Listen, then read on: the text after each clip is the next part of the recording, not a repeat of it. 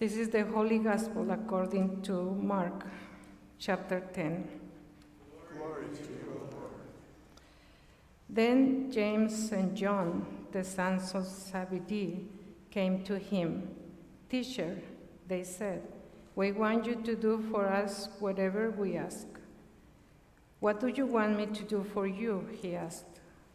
They replied, "Let one of us sit at your right and the other at your left in your glory." "You don't know what you're asking," Jesus said. "Can you drink the cup I drink or be baptized with baptism I am baptized with?" "We can," they answered. Jesus said to them, "You will drink the cup I drink and be baptized with the baptism I am baptized with. But to sit at my right or left is not for me to grant. These places belong to those for whom they have been prepared." When the 10 heard about this, they became indignant with James and John. Jesus called them together and said, "You know that those who are regarded as rulers of the Gentiles lord it over them, and their high officials exercise authority over them. Not so with you. Instead, whoever wants to become great among you must be your servant, and whoever wants to be first must be slave of all. For even the Son of Man did not come to be served, but to serve, and to give his life as a ransom for many." This is the good news of Jesus Christ. Praise to you, O Christ. May the grace of our Lord be with you all. You may be seated.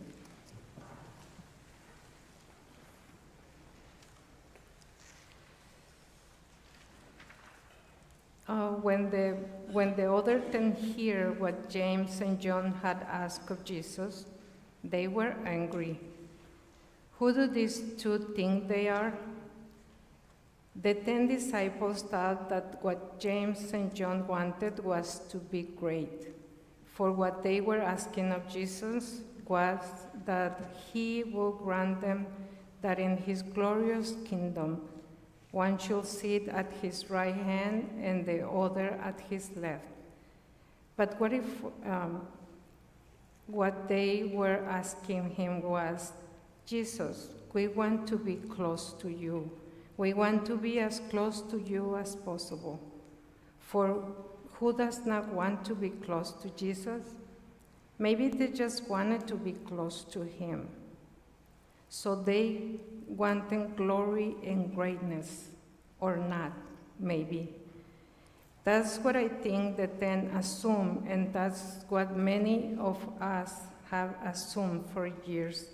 We believe that James and John think they deserve something the others do not. The 10 are outraged. Who do those two think they are? Think of a recent time when you were outraged, resentful, something you've seen or heard and thought, "That's not fair. That's not fair. No, it's not okay. They are wrong, or they don't deserve it." Think about the time you felt outraged. A good example now that we are in election to elect our new president could be that. If we do not agree, we get angry and forget that whoever wins, we will continue to be the same.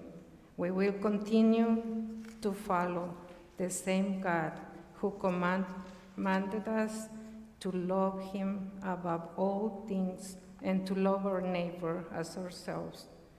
Whatever happens in the elections, we will continue to be the same, who will continue to obey the same Christ, who when he ascended to heaven, left us the Great Commission to go to all the world, to baptize and to teach.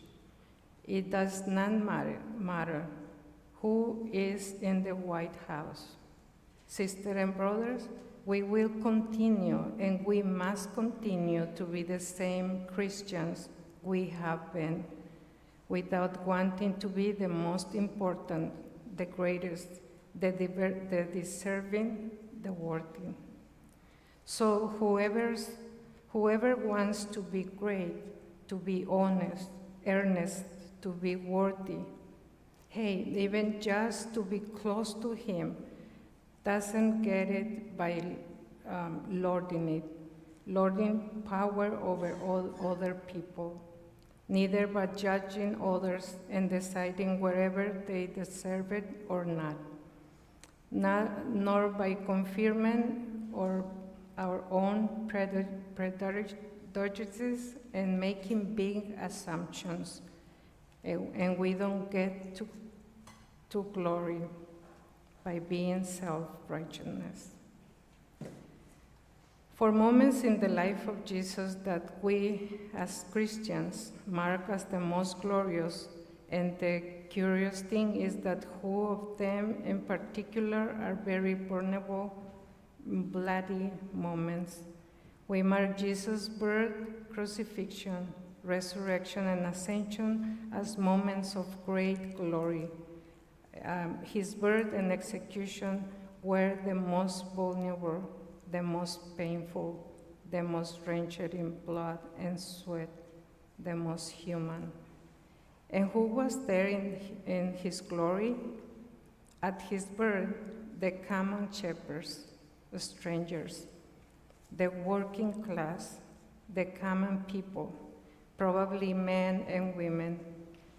And at his death, who was there at the cross with him?